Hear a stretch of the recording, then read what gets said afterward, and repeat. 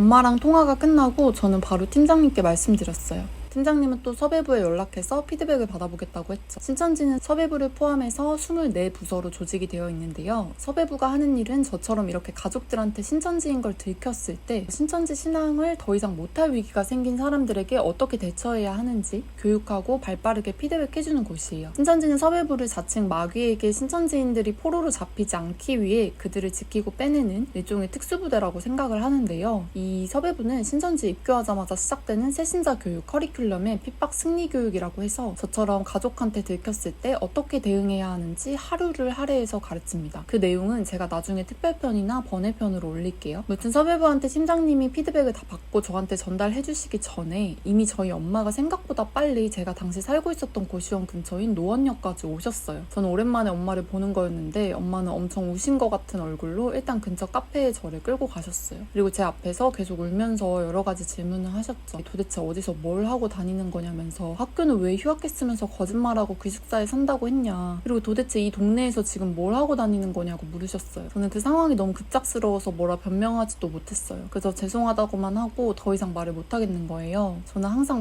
자신만만했었거든요. 절대 가족한테 안 들킬 거라고 생각했고 핍박자 얘기는 남의 얘기라고 여겨서 사실 핍박 승리교육 이런 것도 구역원들한테 그 내용을 외워서 가르치려고 집중한 거지 제가 적용할 상황은 없다고 생각했어요. 근데 엄마는 제가 주말마다 집에 온다고 했으면서 계속 안 오고 명절에만 하루 왔다 가고 그마저도 연락이 잘 안 되니까 수상하게 여기고 어느 날 동생한테 물어본 거죠. 근데 제가 예전에 센터 다닐 때 동생한테 말 실수를 한 게 있었는데 그걸 동생이 기억해내고 언니가 혹시 사이비에 빠졌을 수도 있다고 엄마한테 귀띔을 해준 거였어요. 사실 당장 학교에만 전화해도 알 수 있는 사실을 엄마는 아무것도 모르고 그저 제 말만 믿고 알아서 잘 생활하고 있을 거라고 생각하셨던 거죠. 엄마가 이미 어느 정도 알고 계신 걸 듣고 나니까 저는 심장이 두근거렸고 좋은 아이디어도 떠오르지 않았어요. 그리고 그때 제 가방에 하필이면 복음반 교사 교환이 있었는데 엄마는 그것까지 보고 저보고 당장 집에 가자고 했어요. 그때가 만약 제가 신천지에 들어온 지 1년도 안 된 상태였다면 핍박 승리교육에서 배운 대로 그 자리에서 엄마의 말을 뿌리치고 그냥 도망갔을 거예요.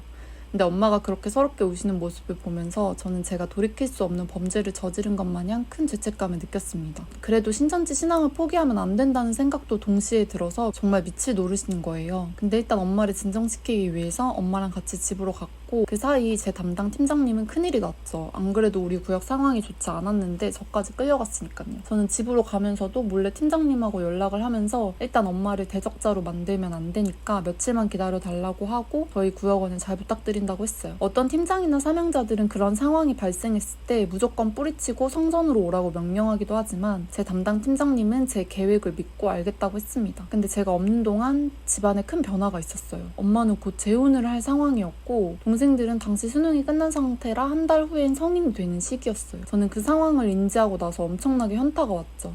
지금까지 저는 가족들을 위해서 열심히 천국에 상금을 쌓는다고 생각했는데 현실은 바뀐 게 없고 저는 그저 가족들한테 불효자의 철없이 가출한 언니이자 누가 당하나 싶을 종교 사기를 멍청하게 당한 누나였죠. 엄마 기분이 풀릴 때까지 계속 죄송하다고 빌었고 다시는 안 나간다고 내가 잠시 미쳤었다고 울면서 말했어요. 가족들은 저를 꼭 껴안아주면서 제 말을 믿어줬습니다. 그치만 저는 집에서 편히 쉬면서 계속 구역원들 생각이 났고 가족들은 사이비라는 선입견에 갇혀서 아직 진리를 알아보지 못하니까 당연히 신천지를 핍박하는 거라고 생각하고 다시 집을 나갈 계획을 세웠어요. 참 타이밍이 좋게도 당시 엄마는 재혼을 하실 분과 살림을 합치려고 했어요. 저랑 여동생은 불편하다고 노골적으로 자취 얘기를 꺼냈죠. 어차피 여동생은 그 시기에 이미 인천에 있는 대학을 붙어서 자취를 해야 됐고 저도 이제 학교에 다시 복학해야 하니까 엄마가 누구랑 다시 사랑을 하든 행복하시면 상관없었지만 저는 그 집에 들어가는 걸 원치 않는다고 강경하게 반대했어요. 그리고 새로운 가족 구성원이 생기는 게 싫고 불편하다고 했죠. 그런 저한테 엄마는 이해한다면서 결국 남동생만 데리고 가셨고 저랑 제 여동생은 집을 나와서 자취를 할 수 있었어요. 이런 모든 상황을 저는 팀장님이랑 공유하고 있었는데 문제는 예배 출석이었습니다. 저는 당시 본가에서 제일 가까웠던 바돌롬의 성전 주소를 보내달라고 해서 찾아갔고 출석 인증만 찍고 집에 왔어요. 당연히 바돌롬의 지파 예배 봉사자분들은 그런 저를 안 좋게 보셨죠.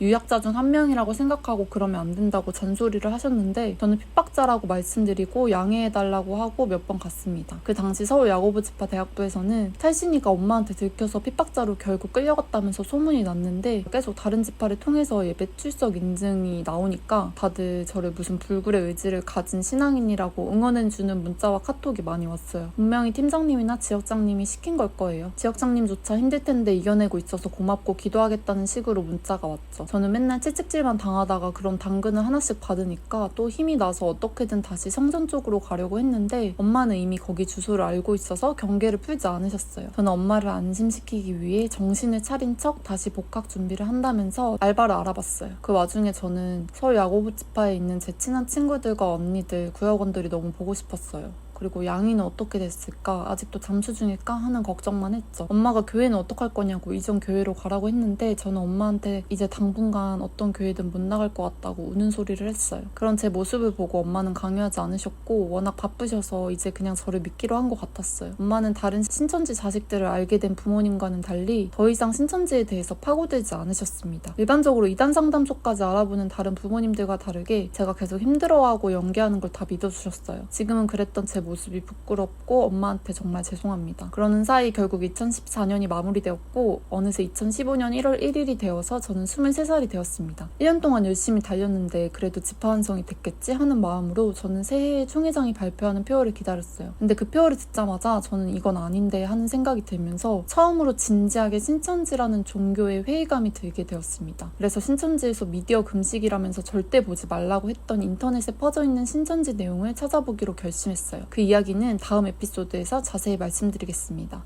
시청해주셔서 감사합니다.